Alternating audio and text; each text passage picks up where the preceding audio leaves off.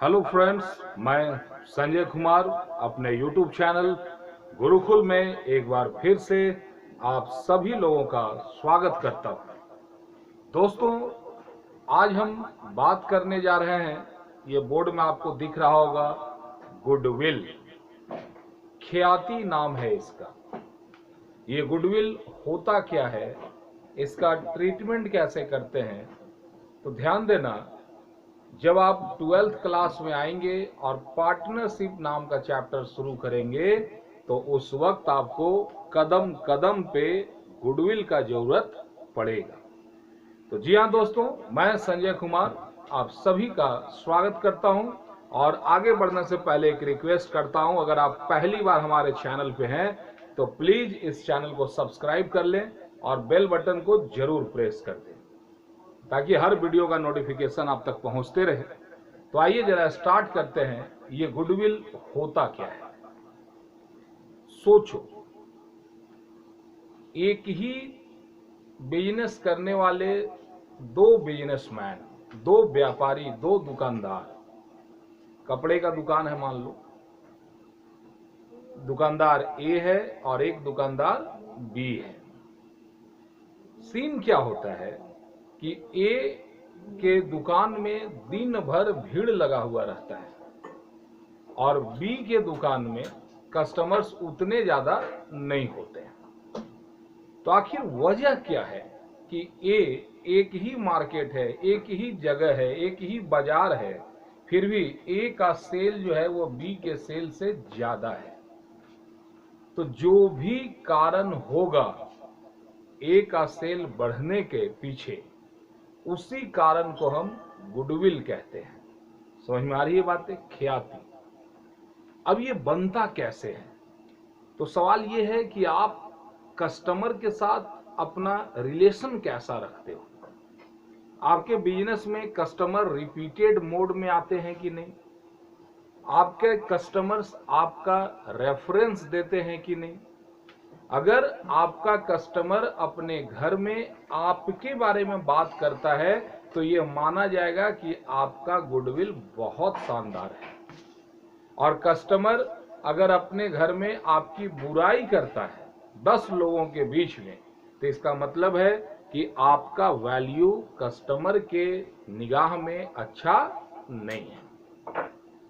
तो ध्यान देना, कस्टमर के निगाह में ये वैल्यू बैठाना कि ये दुकान बेस्ट है, ये वैल्यू कस्टमर के दिमाग में बैठाना, ये कोई रातों रात होने वाला काम नहीं होता। इसके लिए जो भी बिजनेसमैन होते हैं, जो पार्टनर्स होते हैं, उन लोगों को दिन रात सुबह शाम मेहनत करना पड़ता है। दुकान टाइम पे खोलना पड़ता है, कस्टमर्स को अटेंशन देना पड़ता है, कस्टमर्स की समस्याओं का समाधान करना पड़ता है। एक भी कस्टमर ऐसा नहीं होना चाहिए जो अनसेटिस्फाइड होकर के आपके दुकान से वापस जाए। तो ये सारा क्वालिटी डेवलप करने के लिए, एक वैल्यू बनाने के लिए कस्टमर के दिमाग में जो जो काम किया जाता है, उन कार्यों को ही मिला जुला के एक वर्ड बोलते हैं गुडविल। ठीक है। अब जरा सोचो, गुडविल का मतलब होता है बिजनेस का इज्जत, रुतबा, मार्केट में वैल्यू। ये है आपका गुडविल है। ये गुडविल बनता कैसे है, ये तो समझ में आ गया। ये एक ऐसा चीज है जिसको ना आप देख सकते हो, ना छू सकते हो, ये सिर्फ महसूस कर सकते हो। इनटेंजेबल एसेट्स होता है गुडविल। और ये इसका क्रेडिट दिया जाता है उन साझेदारों को जिन्होंने अपनी मेहनत से, अपने लगन से व्यापार को इस लेवल पे खड़ा किया है। अब आते हैं पार्टनरशिप की बात।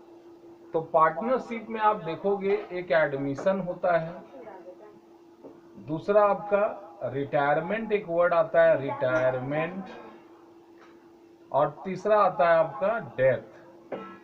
तो ये तीनों ही जगह पर गुडविल का बहुत महत्व रहता है। ध्यान देना कि जब भी कोई आप बिजनेस करने जाओगे तो बिजनेस करने के लिए मान लो यहाँ ए है, बी है और सी है। मान लो ए और बी ही है पहले से, तो ए और बी बिजनेस करने के लिए कैपिटल तो लाएंगे ही लाएंगे शुरू में, क्लियर है। मान लो ये दोनों मिल करके 4 लाख रुपया कैपिटल लाए। अब इन्होंने बिजनेस में बोला, मेहनत किया, दिन रात सुबह शाम मेहनत किए और बिजनेस को उस जगह पे लेके गए जहां से बिजनेस को लाभ होना चालू हुआ। अब इनका काम बढ़ना चालू हो रहा है। अभी झारखंड में थे, अब सोचते हैं कि इस बिजनेस को हम यूपी में बढ़ाएं, इस बिजनेस को हम वेस्ट बंगाल में बढ़ाएं, इस बिजनेस को हम बिहार में बढ़ाएं। तो जब बिजनेस का साइज बड़ा होगा तो ऐसे हालत में कैपिटल का भी जरूरत पड़ेगा ज्यादा से ज्यादा, और दूसरी बड़ी बात, ईमानदार ऑनेस्ट मैन पावर का भी जरूरत पड़ेगा। समझ में आ रही है बात है। तो इस हालात में क्या करेंगे ये, तो एक नया पार्टनर है जिसको बोलेंगे सी को बताएंगे कि देखो हमारा बिजनेस ऐसा है, पर ईयर हमारा प्रॉफिट जो है जितना भी हो 10 लाख 20 लाख 50 लाख है, हम लोगों ने इतना कैपिटल लगाया है, अगर आप इंटरेस्टेड हो हमारे बिजनेस को ज्वाइन करने के लिए एज ए पार्टनर तो आपका स्वागत है। अब अगर मान लो कि सी एक्सेप्ट कर लेता है तो वो बिजनेस में देता है पहला बात तो कैपिटल, और साथ ही साथ गुडविल भी देता है, साथ ही साथ गुडविल भी देता है। ध्यान देना, बिजनेस में एसेट्स होते हैं दो, एक वो एसेट जो आपको दिख रहा है और एक वो एसेट जो आपको नहीं दिख रहा है। तो गुडविल वैसा एसेट्स है जो आपको नहीं दिखता है लेकिन होता है। तो कैपिटल भी देगा नया पार्टनर और साथ ही साथ गुडविल भी देगा, क्लियर है। यानी जब भी एडमिशन ऑफ पार्टनर होता है तो नया पार्टनर लाता क्या क्या है, तो पहला कैपिटल लाएगा और दूसरा चीज गुडविल भी लाएगा। कोई डाउट, कोई ऑब्जेक्शन, क्लियर है। अब इसी सीन को जरा सा चेंज करते हैं। अब सोचो कि इस बिजनेस से यहां पर जो है, मान लो कि सी रिटायर होने चाहता है, ये सी बोल रहा है कि हम आपके साथ काम नहीं करेंगे। इफ सी रिटायर, तो रिटायर हो रहा है तो सबसे पहला तो भाई जो उसका कैपिटल था वो लेगा और साथ ही साथ वो अपना गुडविल भी लेगा। तो ध्यान दो, एडमिशन में भी गुडविल का जरूरत है और रिटायरमेंट में भी गुडविल का जरूरत है। अब जो चीज हम लाए थे, जब हम आए तो ये चीज लाए, और जब जाने लगेंगे तो जो मेरा था वो लेके जाएंगे। तो जब आया था तो गुडविल और कैपिटल दोनों लाया था, और जब वो जाने लगेगा तो दोनों लेके जाएगा ना, क्लियर है, समझ में आया। एडमिशन में गुडविल लाया जाता है और रिटायरमेंट में गुडविल लेके जाता है। अब इस दरमियान यहाँ पे दो बड़ी समस्याएं होती हैं। दो क्या बोलोगे, एक ही समस्या होता है कि गुडविल क्या है तो आप समझ गए। अब इसमें आप समझोगे वैल्यूएशन ऑफ गुडविल कैसे होगा। वैल्यूएशन ऑफ गुडविल, इसके अलग अलग मेथड हैं। सबसे पहला है आपका average profit method, average profit method. दूसरा है आपका super profit method, super profit method. और तीसरा है आपका कैपिटलाइजेशन मेथड, कैपिटलाइजेशन मेथड। ये तीन तरह के मेथड से गुडविल का कैलकुलेशन किया जाता है। ध्यान देना, गुडविल इनटेंजिबल एसेट्स है, ना आप देख सकते ना आप छू सकते हैं, इसको सिर्फ आप महसूस कर सकते हैं। और एडमिशन के समय गुडविल कितना वैल्यूएशन होगा वो, और रिटायरमेंट के समय कितना होगा वो, इसका मेथड क्या होगा, इसके बारे में पार्टनरशिप डीड में पहले से ही लिखा हुआ रहता है। और जैसे जैसे लिखा हुआ है वैसे वैसे ही गुडविल का कैलकुलेशन कर देना है। क्लियर है? तो आइए जरा सा अब हम बारी बारी से चर्चा करते हैं। सबसे पहले एवरेज प्रॉफिट मेथड पे आते हैं। तो सबसे पहले आपको लाना होगा ये एवरेज प्रॉफिट बराबर क्या होता है। तो सबसे पहले लिखोगे total profit of last dot dot dot year. Question में दिया रहेगा कि पिछला 3 साल का टोटल प्रॉफिट, 4 साल का, 5 साल का, तो हम इसलिए डॉट डॉट कर दिए, जितना साल दिया वो लिख लेना, ठीक है। और डिवाइड कर देना है किससे, तो नंबर ऑफ ईयर परचेज से, नंबर ऑफ ईयर से। अगर यहां दिया हुआ है लास्ट 5 ईयर तो डिवाइड करो 5 से। अगर लिखा रहता लास्ट 3 ईयर्स प्रॉफिट तो 3 से डिवाइड करो। तो मतलब है कि जितने साल का प्रॉफिट होगा उस सबको जोड़ो और नंबर ऑफ ईयर से डिवाइड कर दो। जो रिजल्ट आएगा वो कहलाएगा आपका एवरेज प्रॉफिट। क्लियर है? अब ध्यान देना, अब गुडविल बराबर क्या होता है। गुडविल बराबर होगा average profit into number of years purchase. ये क्वेश्चन में दिया रहेगा या लिखा रहेगा एवरेज प्रॉफिट का 2 गुना या 3 गुना या जो भी बोला रहे। ईयर परचेज बोले 2 ईयर परचेज तो गुना करो 2 से, 3 ईयर परचेज तो गुना करो 3 से। जितना ईयर परचेज बोला एवरेज प्रॉफिट उतना से गुना कर दो। जो रिजल्ट आएगा वो कहलाएगा गुडविल। क्लियर है? अब ध्यान देना कि कभी कभी प्रॉफिट की जब बात करते हैं हम लोग तो इस प्रॉफिट में 2 घटनाएं होती हैं।